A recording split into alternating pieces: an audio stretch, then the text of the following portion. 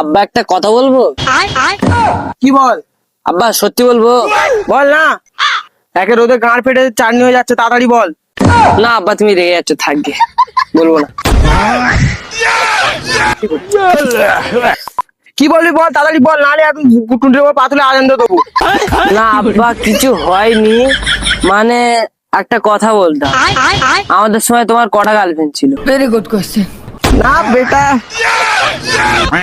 আমি তখন আসলে একদম ভালো ছেলে ছিলাম বা ভদ্র ছেলে, তোর আব্বা পুরো ভদ্র ছেলে ছিল, বুঝলি? वाह क्या मुस्कुराहट है। না আব্বা তাই জিজ্ঞেস করছিল, বন্ধু হিসেবে বলো না তোমার কটা গার্লফ্রেন্ড ছিল?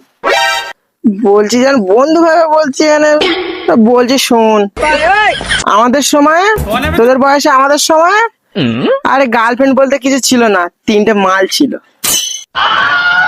ও আব্বা, একটা কথা বলছিলাম, আমার 3টে গার্লফ্রেন্ড আছে, দুটোকে বিয়ে করবো ভাবছি, একটাকে নিয়ে ঘরের বাড়ির কাজ করাবো, আর একটাকে নিয়ে ঘুরবো।